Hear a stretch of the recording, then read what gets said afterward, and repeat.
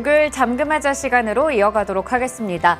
간밤 미국에서 파월 연준 회장이 매파적인 발톱을 또 드러내면서 일단 시장은 하락으로 출발했습니다. 하지만 역시나 예상했던 범위에서의 답변이었다라는 시각이 나오면서 아무래도 지금 또 상승으로 전환이 된 모습인데요. 코스피 지수는 2,588선, 코스닥 지수는 877선으로 우선은 강보합권에서 움직이고 있는 시장입니다. 시장에 대한 더 자세한 이야기, 종목에 대한 이야기 나눠보도록 하겠습니다. 오늘은 죄송합니다. 오늘은 알파경제 김종효 이사님과 함께하도록 하겠습니다. 이사님 어서 오세요. 네, 안녕하십니까. 순간적으로 헷갈렸습니다. 죄송합니다. 저희 함께 머니맵 통해서 종목의 움직임 체크해 보도록 하겠습니다. 오늘 종목들 보면 삼성전자가 1% 가까이 올라가는 반면에 하이닉스가 약간 쉬어가고 있고요. 나머지 LG전자, 삼성전기, LG이노텍 등등의 종목들은 파란불이 켜져 있습니다. 2차전지 관련주들도 좀 쉬어가고 있는 가운데 LG에너지솔루션이나 LNF가 1% 이상 빨간불을 켜고 있고 오늘 금융 쪽 다 같이 좀 올라가네요. 보험도 마찬가지고 카카오페이 같은 종목들도 빨간불을 켜고 있습니다.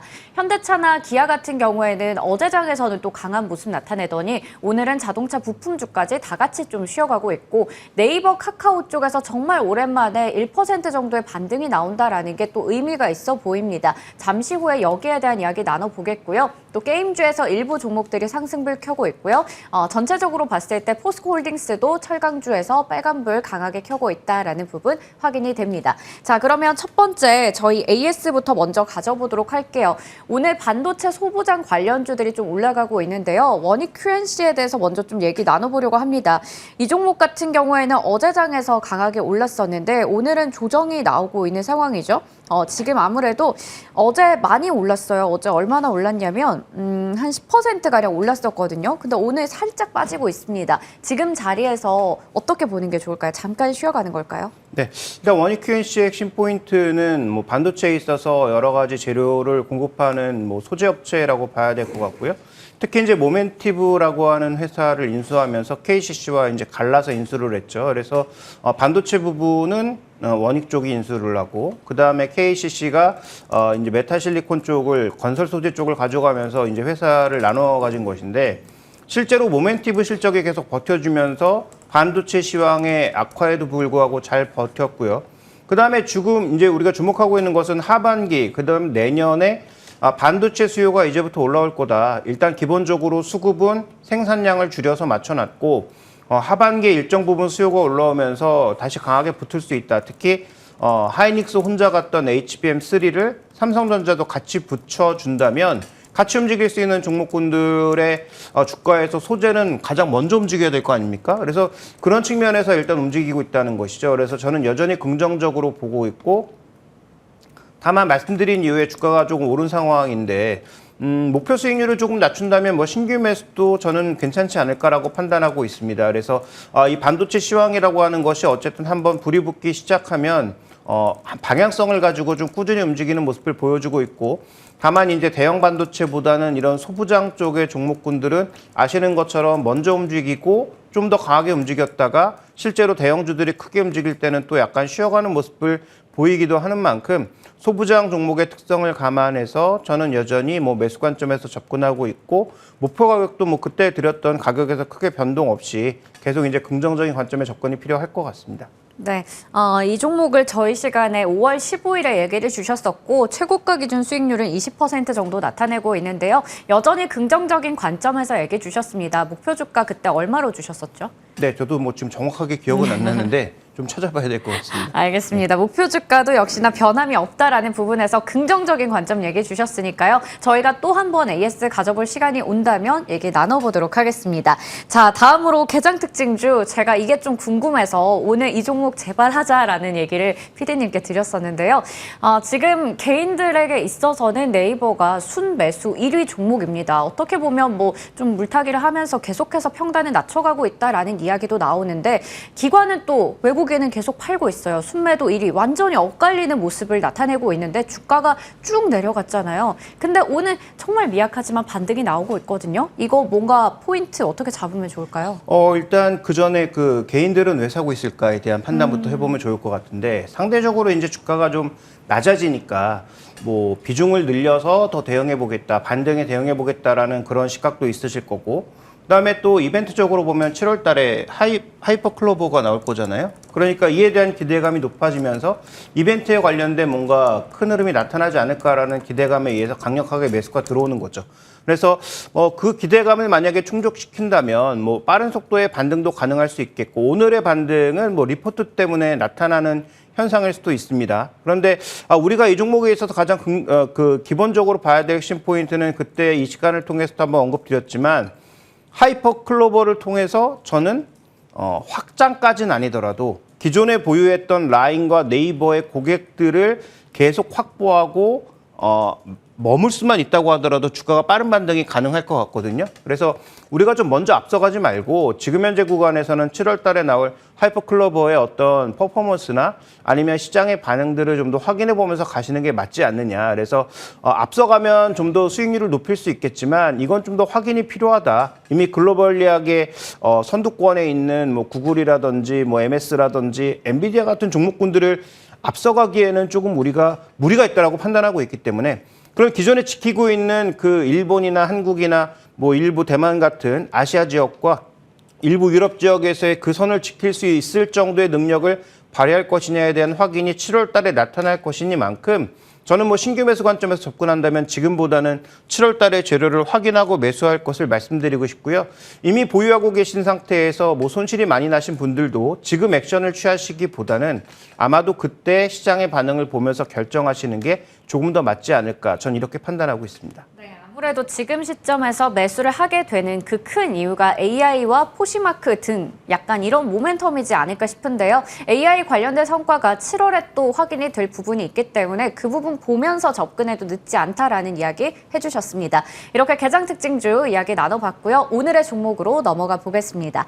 오늘 첫 번째 종목은 앞서 머니맵에서도 확인했던 종목입니다. 바로 현대차인데요. 화려한 전망대, 아쉬운 주가. 그러니까 사실 지금 제가 오늘 단어가 정말 기억이 안 나네요. 네. 인베스터 데이가 있었죠. 그 인베스터 데이가 있었는데 그 이후에 주가가 또 어제 잘 갔습니다. 그런데 사실 자동차 관련주들을 본다면 지금 자동차 관련주가 다른 섹터 대비해서 좀 못 가고 있잖아요. 그게 굉장히 좀 아쉬운데 어떻게 보시나요? 네, 일단 뭐 밸류에이션만 놓고 보면 이래도 되나 싶을 정도로 너무 심하다. 이렇게 실적이 좋고, 지금 월별로 지금 수출 실적 놓고 봤을 때 YOY로 지금 100% 이상의 강력한 퍼포먼스를 보이고 있는 업종 딱 하나죠. 네. 조선업종은 뭐 들쑥날쑥한 거고, 지금 1월 달부터 계속 이제 계속 좋은 모습, 좋은 퍼포먼스를 보여주고 있는 업종은 자동차 업종 하나입니다.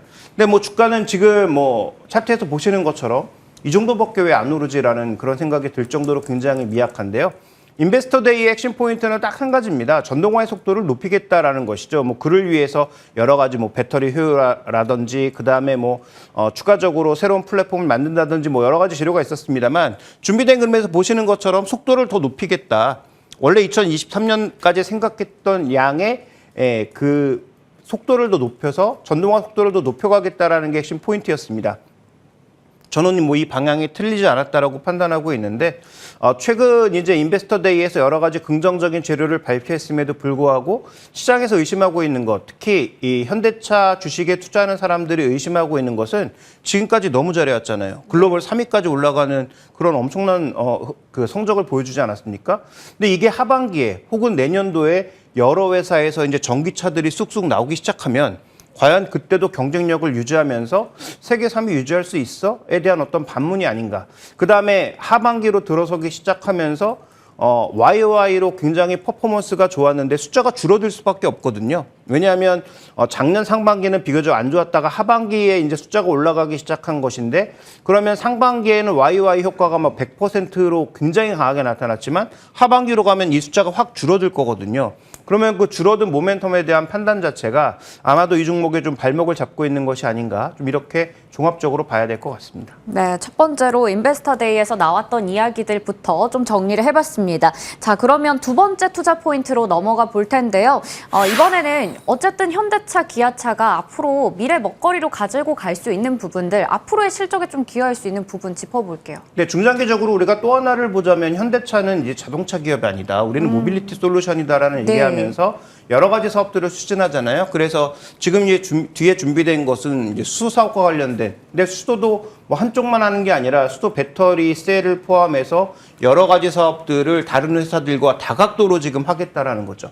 그러니까 이런 측면에서 보면 야, 현대차는 자동차 판매량만 봐야 되는 게 아니고 이런 미래 가치도 반영해야 되는 게 아니야? 네. 라는 그런 질문을 할 수가 있는 거죠. 그러면 그 대답은 네, 그렇습니다라고 해야 될 것 같은데 중요한 건 여기서 뭐냐면 이것만 있는 게 아니고 UAM도 있고 그다음에 뭐 로봇도 있고 여러 가지 그런 모멘텀이 있지만 그러면 돈은 누가 될 건데라는 질문도 같이 해야 되는 거죠. 그러니까 미래 그림을 봤을 때 현대차는 나쁜 게 전혀 없습니다. 지금 당장도 좋고 미래 그림도 좋아 보이고 자동차 말고 이런 성장 모델들이 여러 가지가 있지만 여기서 우리가 중요하게 봐야 되는 또 하나의 포인트는 그 돈은 다 누가 감당할 건데라는 것을 같이 생각해 봐야 되는 거죠. 거기다가 현대차 주주환원도 계속 하겠다고 하지 않았습니까? 그럼 주주환원과 관련돼서 또 앞으로도 많은 돈을 써야 되는데 현대차가 마진율이 아시다시피 그렇게 높지가 않은데 그 정도 마진율을 가지고 지금 뭐 전기차에도 계속 투자하고 배터리에도 뭐 투자하고 그다음에 이런 수소 산업에도 투자하고 UAM도 투자하고 로봇에도 투자하고 배당도 많이 주고 이게 다 가능한가? 라는 질문도 동시에 할 수밖에 없는 거죠. 그래서 현대차는 지금 실적도 좋고 미래도 좋아 보이지만 그 반대편에 있는 그런 누르는 이슈들을 어떻게 극복할 수 있는지가 제가 보기에는 향후 주가를 만들어내는 가장 중요한 포인트가 될 것 같습니다. 네, 앞서 저희가 얘기해 봤을 때 이 화려한 전망 대비해서 주가가 아쉽다 이런 얘기를 했었는데 지금 여러 가지 모멘텀들이 나온 데 비해서 역시나 뭔가 주가의 발목을 잡고 있는 요소들이 있었습니다. 그러면 지금 자리에서 밸류를 어느 정도로 봐야 될지도 궁금해요. 사실 이제 어느 정도 시동이 좀 걸린 것인지 여기서 사실 당장에 30만 원까지 가기는 무리가 있겠지만 어느 정도까지 봐도 좋을까요? 네, 일단 뭐 전고점까지 열어둬야 되지 않을까. 그래서 제가 아마 작년 말에 한 19만 원 정도, 그다음에 올해 초에 한 22만 원 정도로 올렸다가 오늘은 한 24만 원 정도까지 더 상단을 열어두고는 싶은데 문제는 밸류 기준에서 봤을 땐 여전히 너무 매력이 많단 말이죠.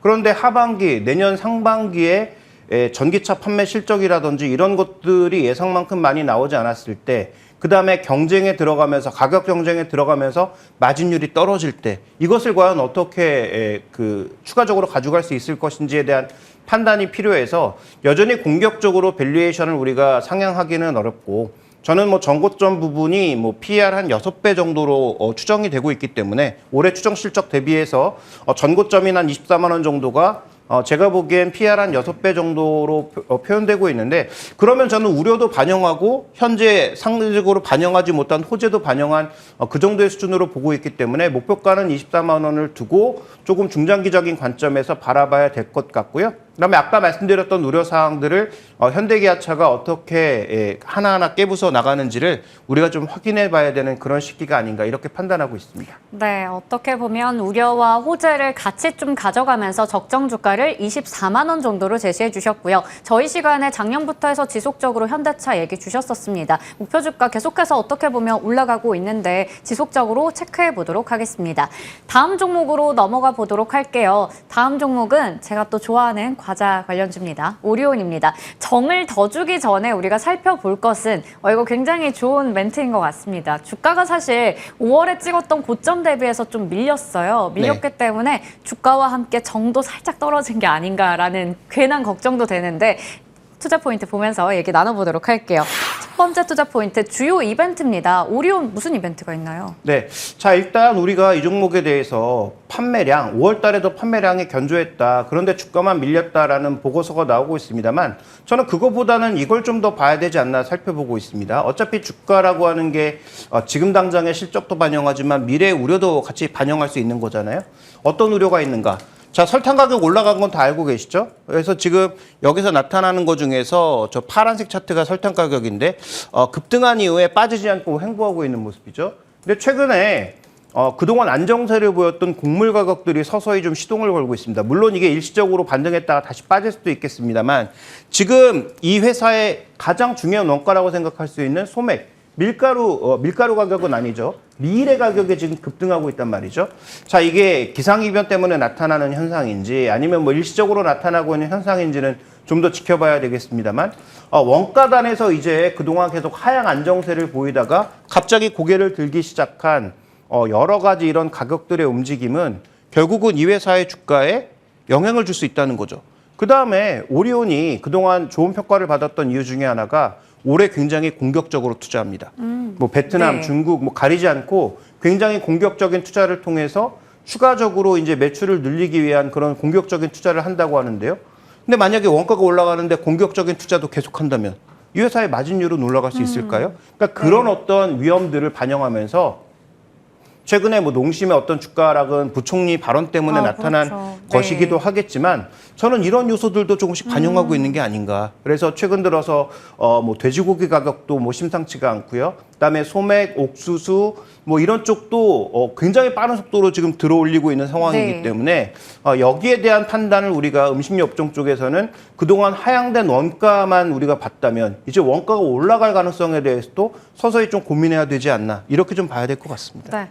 원가가 어느 정도 안정화를 찾나 싶었는데 또 최근에 이렇게 급반등이 나오고 있습니다. 아무래도 음식료 쪽에서는 소맥, 뭐 설탕 여러 가지 쪽에서 우리가 체크해볼 지표들이 많은데요. 그 부분 먼저 체크를 해봤고요. 거기다가 투자를 늘리면 늘릴수록 또 비용 지출이 크기 때문에 그것도 우려할 만한 포인트인 것 같습니다. 자, 그러면 두 번째 체크해볼 텐데 그러면 지금 베트남에서도 중국에서도 러시아에서도 잘 팔리고 있고 인기가 많잖아요. 그 조정이 나온 이유가 뭐 잠깐 쉬어가는 건가요? 네, 일단 우리가 지금 잘 나온 이유가 뭐 러시아도 좋고 베트남도 좋고 다 좋지만 어쨌든 주력은 우리나라와 중국이잖아요. 네. 근데 중국에서의 지금 전체적인 흐름을 보시면 스낵 판매량이라든지 이런 것들이 굉장히 좋았습니다. 그래서 실제로 주가도 중국의 뭐 왕왕 같은 그런 비교 회사보다 주가 네. 퍼포먼스가 굉장히 좋았단 말이죠.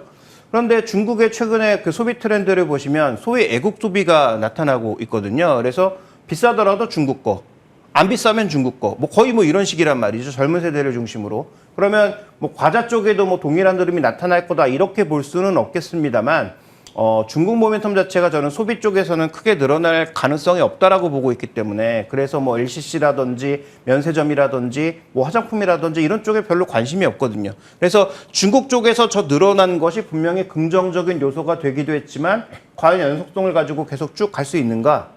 라는 것을 생각해 봤을 때 저는 이 부분도 약간은 좀 걸리는 부분이 있지 않나? 그래서 아까 언급드렸던 대로 지금 원가단에서의 움직임은 레깅돼서 반영됩니다. 지금 저렇게 뭐 선물 가격 올라가고 있다고 해서 당장 원가가 올라가고 있는 거 아니거든요. 그래서 저건 뭐 뒤늦게 반영이 되겠지만 어쨌든 당장 보면 이 좋았던 실적을 매 분기 계속 찍을 수 있어야 아까 말씀드렸던 투자도 원활하게 할 수 있고 주가의 상승세도 이어나갈 수 있는데 지금 판매 실적만 보지 말고 여기에 대한 어떤 우려들이 지금 주가에 먼저 녹아있는 게 아닌가. 그래서 최근 들어서 기관들의 어떤 매도 자체가 이 종목의 어떤 주가의 동향을 굉장히 좀 안 좋게 만들고 있는 그런 상황이어서 이런 부분들을 좀 살펴보실 필요가 있지 않느냐 보고 있습니다.